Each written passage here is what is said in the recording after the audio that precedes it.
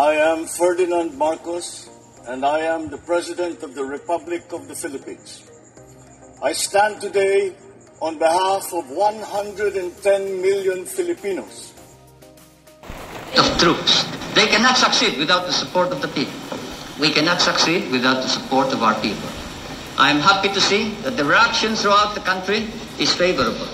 I have received hundreds and hundreds of telegrams from all corners of the Philippines congratulating you and incidentally me for the proclamation of martial law, for the sudden cessation of anarchy and of criminality throughout the land, and of the re-establishment of an atmosphere of brotherhood amongst Filipinos. Now everybody seems concerned about his neighbor. Now everybody seems to be involved in the destiny not only of himself but of the entire country and of the entire nation. And this is what we have been hoping and praying for. I repeat, it is necessary to reform in order to attain the victory that we seek. It is necessary that we attain all the objectives that we have set. These objectives are, we must give to the poorest man whatever is his due. The rich man must now understand that this is a new kind of society. We will protect his rights. For whether he is rich or poor, he has rights. And those rights are as sacrosanct as the right of the military to dignity and to a reputation and a standard of proficiency to which he is entitled. Thus it is important that we must tell everybody, and I ask you to do this, to go out to your assignments, to your respective areas, to your units, to your area of operations, and tell everyone that every citizen in this country has rights, and those rights will be protected, whether he is a businessman or a mere janitor, whether he is a tenant or a landowner.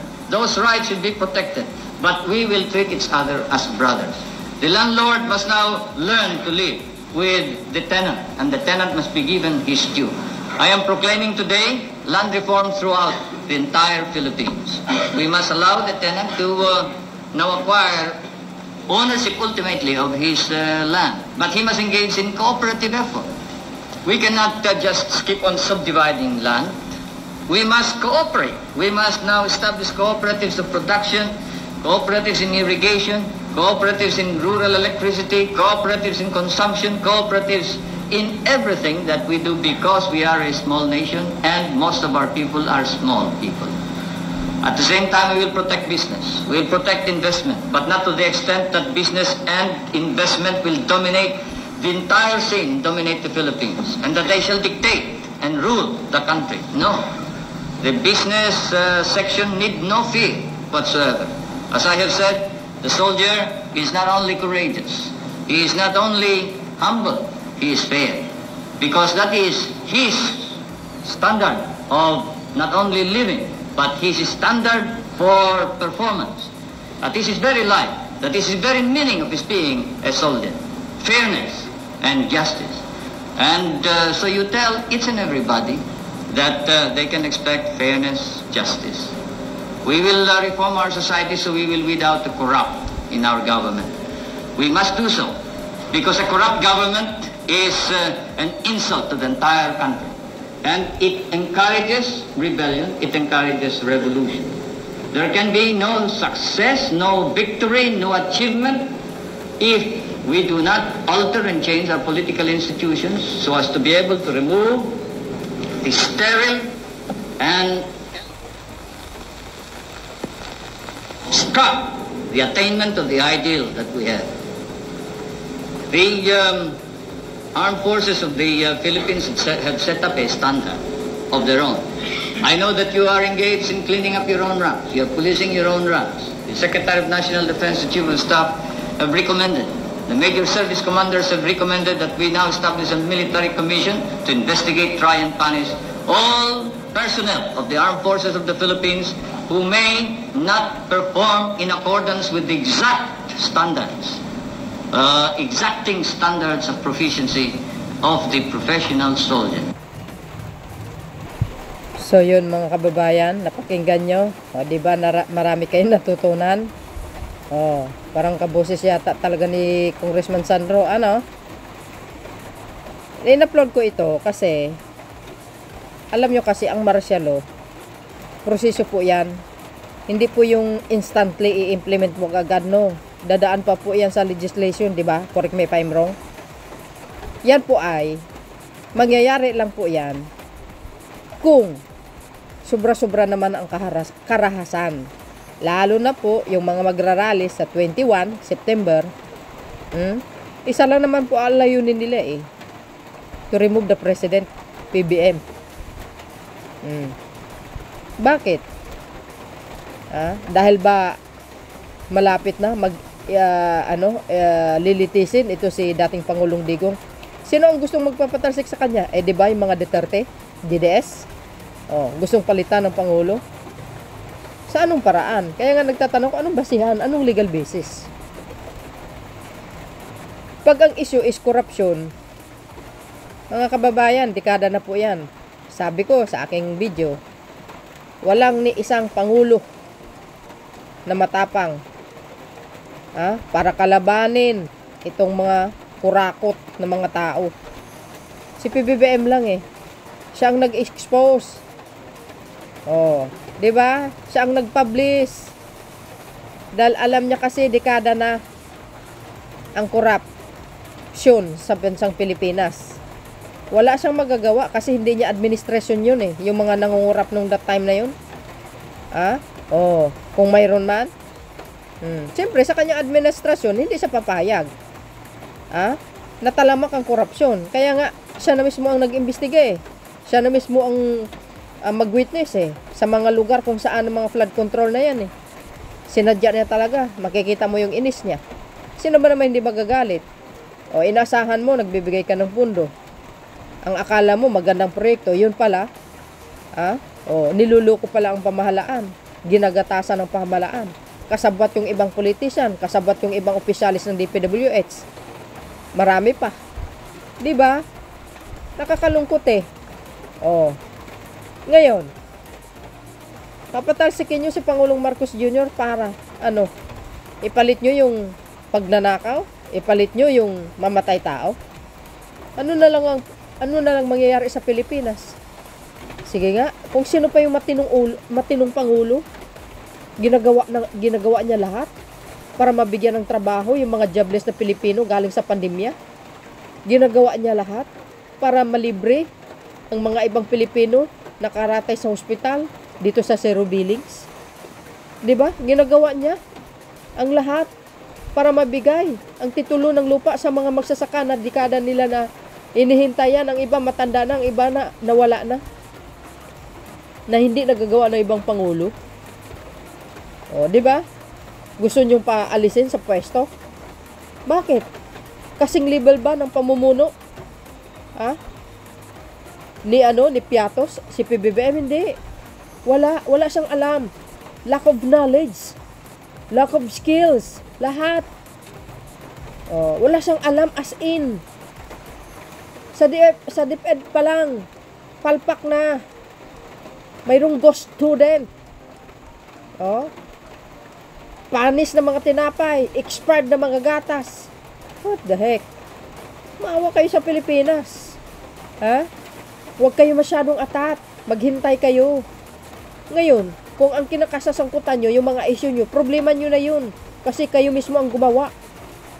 Gusto nyo padaliin para pauwiin sa Pilipinas yung aman nyo. Kasalanan nyo yun. We call it karma. Diba? We call it karma.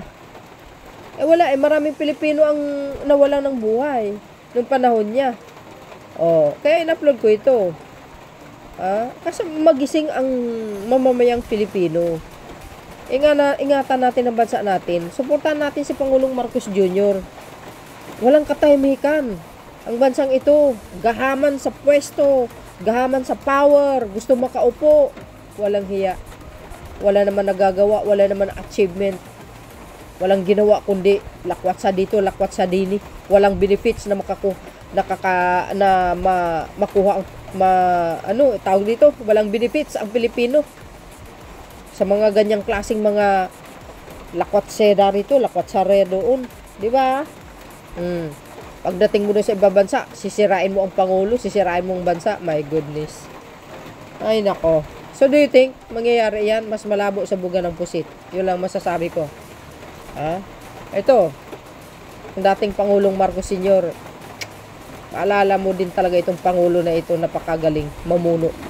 Pero sa kabila ng lahat, sa kagalingan niya, nagawa pa siyang agawan ng pwesto ng mga tao na walang karanasan sa pamumuno, walang karanasan sa politika. Tingnan nyo, ang nangyari sa bansa, di ba kulilat? Naghirap.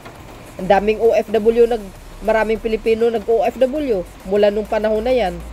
Wala pulpul yung namuno Hindi nga siya dumaan sa pagkapitan Or barangay captain, wala.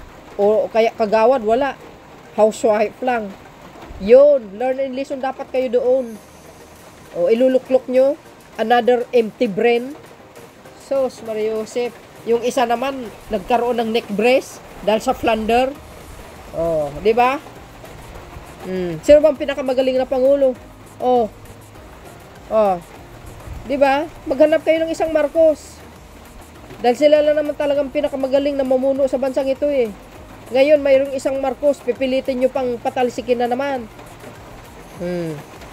Alam nyo, maganda ang growth ng ekonomiya. Kanina pa nga doon sa GOCC na nag-remit ng mga taxes ang laki ng pera na tatambak na naman sa BSP. Sa mga nagdaan na administrasyon, walang ganun kalaki. Mga 100 billion kanina na sako-sako.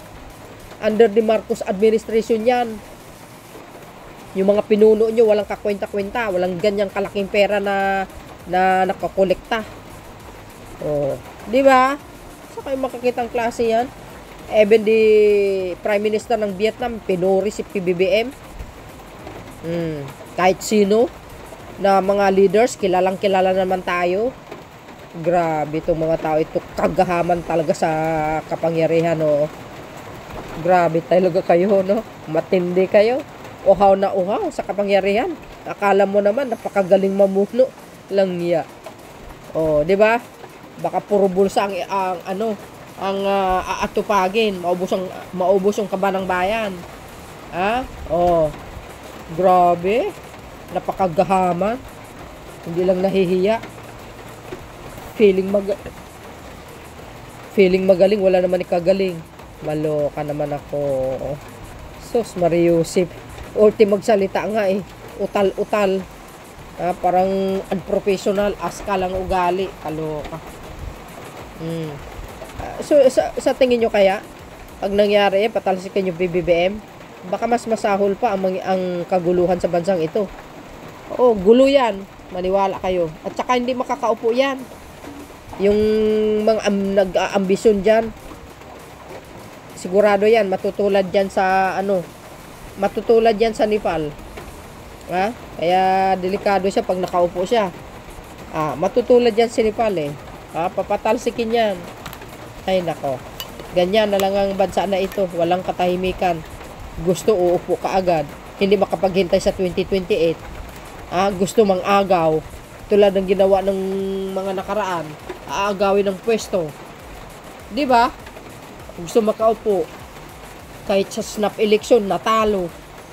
Kahit kaso sa Amerika, natalo. Di kayo naloka. See? Tapos ito na naman. Gusto nilang patalsikin. Sus, 2 years ago, yan na naman ang panawagan nyo. 2023, yan din ang panawagan nyo. 2024, yan din ang panawagan nyo. 2025, yan din ang panawagan nyo. Destabilization ang gusto nyo. Sus, Mario, do you think God will allow that? Of course not. Diba? Napakagaling ang Pangulo. Ang daming natulungan. Diyan magbabase ang Panginoon sa kagandang loob na mayroon sa kanya. Mabait, hindi pala away, hindi nagmumura.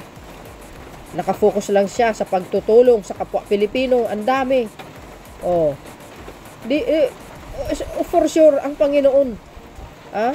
nakagabay kay Pangulong Marcos Jr. Hindi niya pa hintulutin yan, yung mga plano nyong maitim. Balak nyo puro kapalpakan. Dinadaan nyo sa dahas. Mahiya naman kayo sarili nyo, no? So, yun, mga kababayan. Anong komento nyo? Well, ako, papanalangin ko ang Pangulo, protection and safety, mananatili siya humble, no? Iga-guide siya ng Panginoon. So yun guys, maraming salamat sa inyong watching. See you again on my next upload. Bye and babush. God bless Philippines. See you again on my next upload. Babush.